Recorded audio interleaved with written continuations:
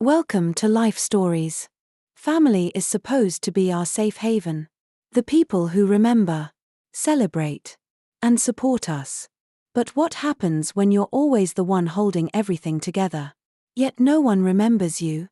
Madison had spent her whole life organizing, planning, and caring for her family until they forgot her birthday. That was the moment everything changed. This is a story about love, boundaries, and learning to let go. Stay with us as we dive into a heartfelt journey of self-worth and transformation.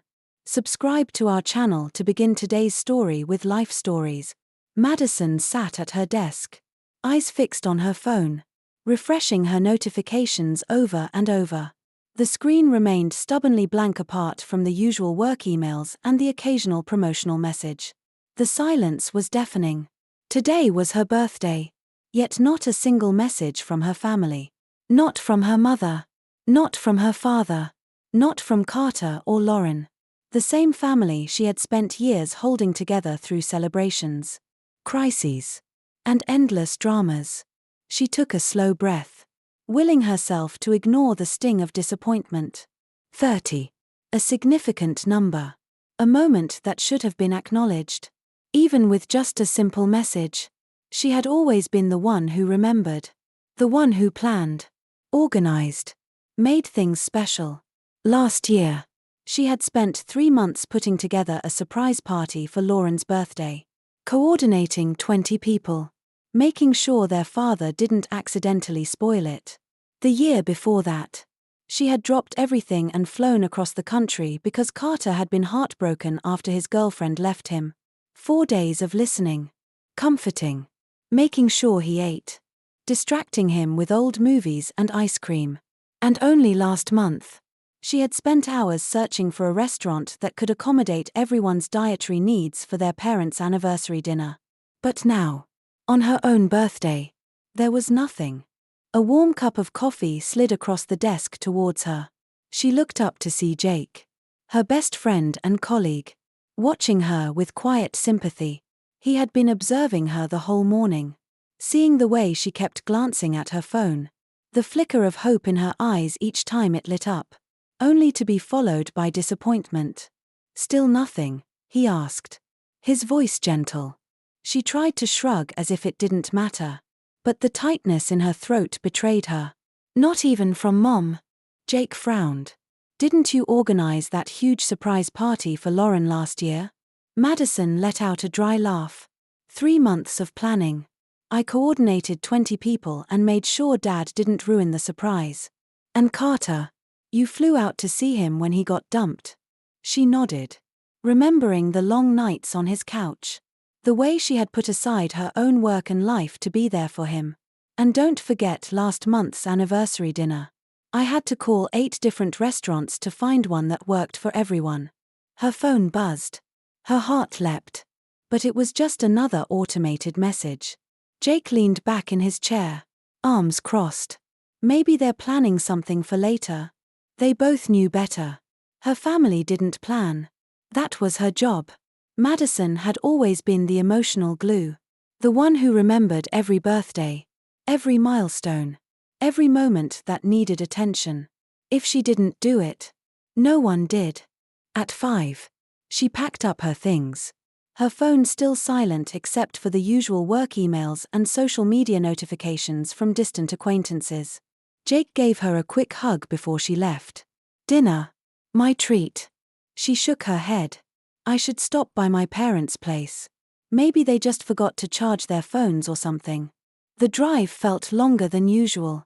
Every red light seemed like an eternity, stretching out the time, giving her space to replay every past birthday she had made special for them. Lauren's surprise party, Carter's 25th, where she had arranged for all his old college friends to send video messages. Their mother's 50th, where she had organized flights for relatives from 3 different states to be there. She had made so many memories for them. So many moments that should have mattered.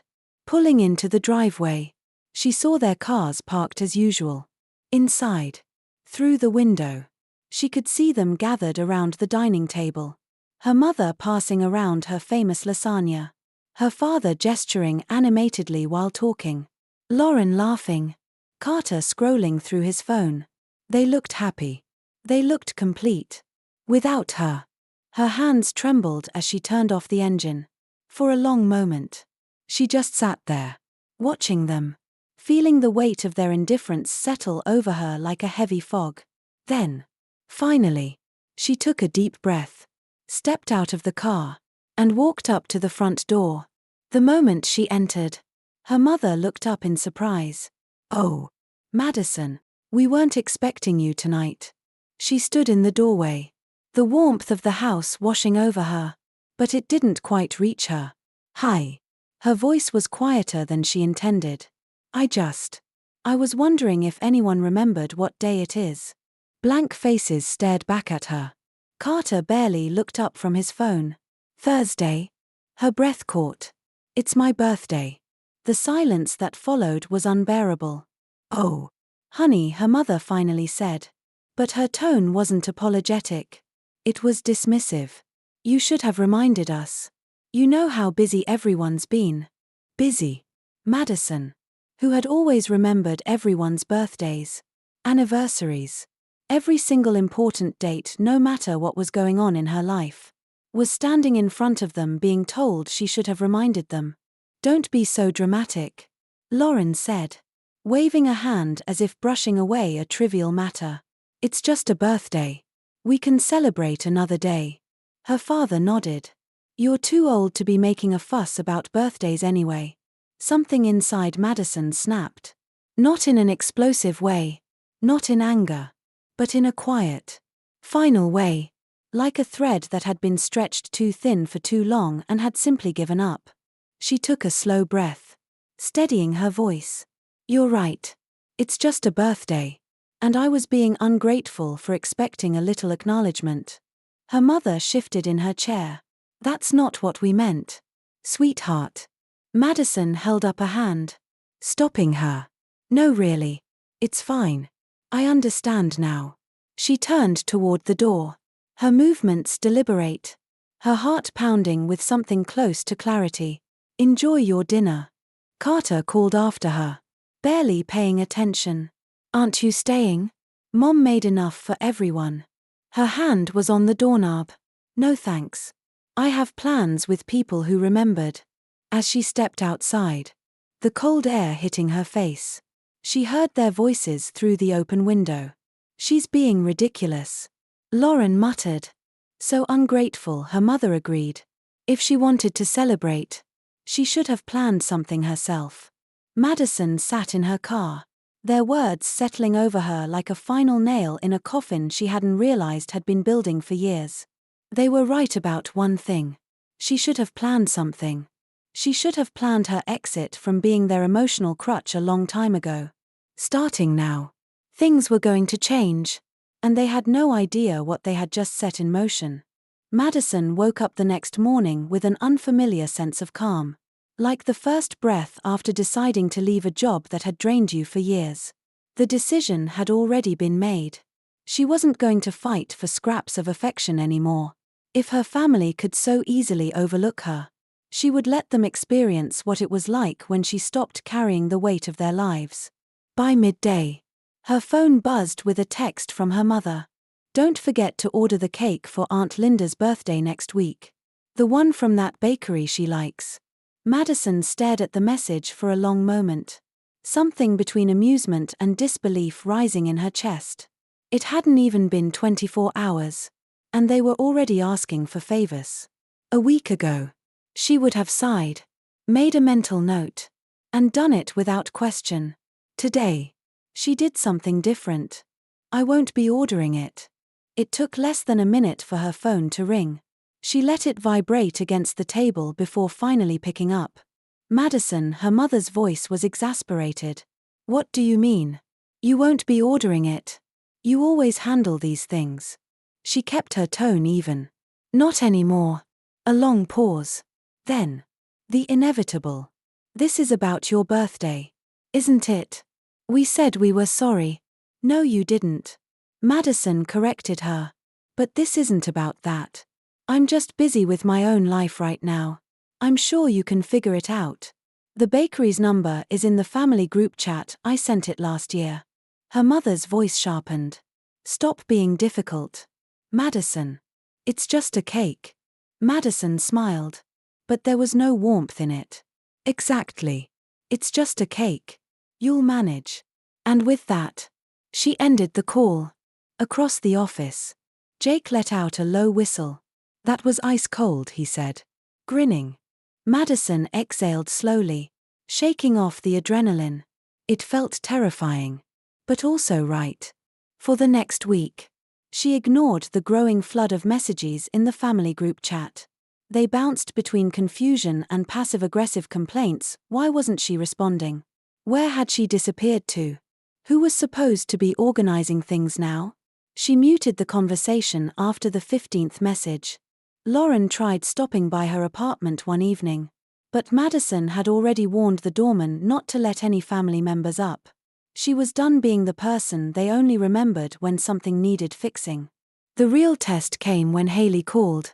Your mom just rang me in a panic, her cousin said, barely able to hold back a laugh. Apparently, Aunt Linda's birthday dinner was a complete disaster. Madison took a slow sip of wine, curled up on her couch. Oh, the cake was wrong. Half the family got the wrong time because no one sent out proper invitations. And your dad forgot to make a reservation. So they all ended up at a Denny's. Madison hummed in response, letting the words sink in. For once, it wasn't her problem. Madison knew the silence wouldn't last. If her family had proven anything over the years, it was that they only truly noticed her absence when things started falling apart. 3 days after Aunt Linda's disastrous birthday dinner, Carter's name flashed on her phone screen. She let it ring out. A few minutes later, a message followed. Mom's freaking out about Dad's retirement party next month. Can you at least help with that? She read the words twice, half expecting a follow-up message to acknowledge the irony. But there was nothing, no apology. No recognition of what had happened with her own birthday. Just another plea for help. Madison didn't hesitate. No. I'm sure you'll figure it out. The response came almost instantly. But you're so good at this stuff. Time to learn. Then, she hit send, muted his messages, and set her phone down. Later that evening, Haley called again, her voice laced with amusement. They're going to implode without you. You know. Maybe they need to. Madison said quietly. Maybe we all do. For the next few weeks, she remained distant, focusing on work, friends, and most importantly, herself. It wasn't easy. Old habits tugged at her whenever she heard about the growing chaos within the family. She almost caved when her mother left a voicemail sounding exhausted and overwhelmed. But she reminded herself that stepping in would only reinforce the cycle. They had to struggle in order to change. The real storm hit when Haley called her in a hushed voice one afternoon. I just heard something interesting at the last family gathering, she said. And you're going to want to sit down for this. Madison leaned back in her chair. Go on. Lauren's pregnant. Madison sat up straighter. What? She's 3 months along. And she's terrified to tell the family. She was planning to ask you for help breaking the news. But, well, you're not exactly available anymore. Madison felt an old instinct stir, the urge to protect. To step in. To fix things before they spiraled. But she held herself back. What did Mom say? That's the part you'll like. Haley said. She told Lauren. We can't rely on Madison forever. It's time we learn to handle our own problems. Madison let that sink in. A rare moment of self-awareness from her mother. Don't get too excited. Haley warned. 5 minutes later, she was complaining about how selfish you're being. Madison laughed. Though there was a bittersweet edge to it. Change wouldn't happen overnight. But for the first time, her absence was forcing them to rethink their dependence on her. A few days later, another text from Carter arrived. Dad's retirement party is this weekend. Please come. It's falling apart. Madison stared at the message for a long time before finally typing back. I can't. If I step in now, nothing will change. The retirement party went ahead without Madison. She watched from a distance, not physically, but through Haley's live updates. Each message painting a clearer picture of the unraveling chaos. Mom tried to order catering from that Italian place Dad loves. Turns out it closed 2 years ago. June suggested the country club. But no one knows who to contact for reservations because you always handled that. Braxton just told everyone he can't make it Saturday because he has concert tickets. Mom is about to lose it. Madison read each message with a mix of amusement and detachment. There had been a time when she would have stepped in, fixed everything, made it seamless. Now, she simply let it happen. 2 days before the party, Haley called again, her voice lowered. You're not going to believe what just happened. Madison leaned back. Curiosity piqued. Go on. They were all arguing, your mom, Braxton, June. And in the middle of it, June just threw up. Madison frowned. She's sick. No, Haley said. She's pregnant. 3 months along. A beat of silence passed between them. She's terrified to tell your parents. Haley continued. She was actually planning to ask for your help breaking the news. But, well, she's had to handle it on her own. Madison felt the familiar pull of obligation. But she forced herself to remain still. What did Mom say?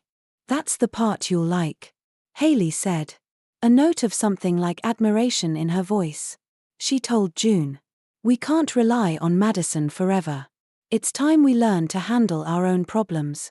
A strange, unexpected warmth spread through Madison's chest. A small, undeniable shift. Don't get too excited, Haley added. 5 minutes later, she was complaining about how selfish you've been. Madison chuckled, shaking her head. Progress is progress. The day of the party arrived. And as expected, it was a mess. The cake says happy retirement. Done, they got Dad's name wrong. June is trying to scrape it off with a plastic knife. Mom forgot to invite half of Dad's golf friends. Braxton actually showed up. But he got the wrong time. So now he's just standing there, confused. Madison was curled up on her couch, sipping wine. Jake beside her, reading the messages over her shoulder. You're really not going? He asked. She shook her head. Not this time. A moment later, another message popped up. Mom just said, we can't keep expecting Madison to manage our lives. We need to show her we can do better. Jake raised an eyebrow. That's shockingly self-aware. Madison smiled. A small, quiet thing. They're trying, she said softly. Messily. Imperfectly. But trying. And for the first time in a long time, she felt something settle inside her. Something that felt a lot like peace. A week passed. And for the first time in years, Madison felt the absence of responsibility like a quiet kind of freedom. The weight that had always rested on her shoulders, the mental checklists, the obligations, the expectations, was no longer hers to carry.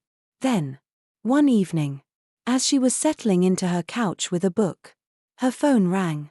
She glanced at the screen. Lauren. She hesitated before answering. Hey. There was a moment of silence. Then a breathy laugh. One that sounded thick with emotion. I know you don't want to talk to us right now, but I needed to tell you something. Madison closed her book. Waiting. I'm sorry. Lauren continued. Not just for your birthday. For everything. Watching everyone try to pull off Dad's party without you, it made me realize how much we've taken you for granted. Madison didn't respond right away. She wasn't sure what to say. Mark, Lauren paused, as if weighing her words. He asked why we always relied on you. Why we let you do everything while we just expected it. And I didn't have an answer. I felt awful. Madison inhaled slowly, surprised at how deeply those words settled inside her. We just got lazy. Lauren admitted. We knew you'd handle everything. So we stopped trying. And when you finally stopped, her voice wavered. We had to actually see what we'd done. A strange mix of emotions swirled in Madison's chest. She had waited years to hear words like these. But now that they were here, she wasn't sure what to do with them. "How's the baby?" she asked instead. Lauren let out a wet laugh. "Healthy. Small. But strong. And Mom has actually been great about it." She and Mark's mom are already arguing over who gets to throw the baby shower. "You gonna let them?" "Not a chance," Lauren said. "I want to handle it myself. I mean, I have no idea what I'm doing. But I want to try." Something warm unfurled inside Madison. After they hung up, Jake gave her a knowing look from across the room. "You're going soft." Madison rolled her eyes. "I'm not." Jake smirked. "You didn't tell her to figure it out herself." She shrugged. "Maybe I just want to see if they actually do." The next morning, her phone buzzed with another text from Carter. "Remember when you made that video montage for my birthday? I tried to do something similar for Dad. It's awful. But he cried anyway." She stared at the message, her heart softening despite herself. Then came another text. This time from her mother. "We understand now. We're trying to do better. Please give us a chance to show you." Madison didn't respond. But for the first time in weeks, she didn't mute the conversation either. A week after her father's retirement party, Madison received an invitation to dinner from her parents. No siblings. No extended family, just the three of them. She hesitated before accepting. But something inside her told her it was time. When she arrived at the small Italian restaurant near her office, her mother greeted her with a hesitant hug. "You look good," she said. "Are you eating enough?" Madison smiled. "I'm fine, Mom."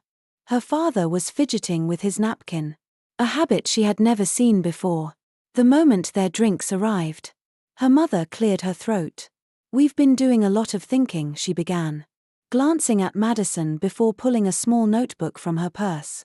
"And talking. Mostly about how we've treated you." Her father exhaled, rubbing a hand over his face. "I've been a terrible father."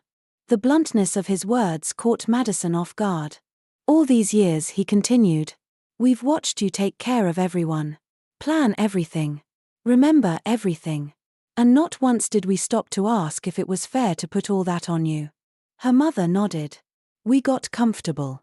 We relied on you without thinking about how much pressure that put on you. And when you finally needed us, we failed you."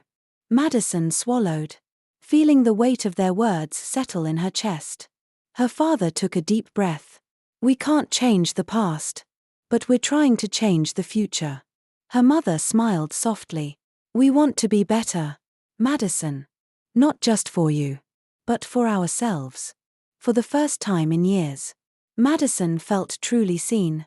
And for the first time, she believed them. If you enjoyed this story, make sure to subscribe to our channel for more heartwarming life stories.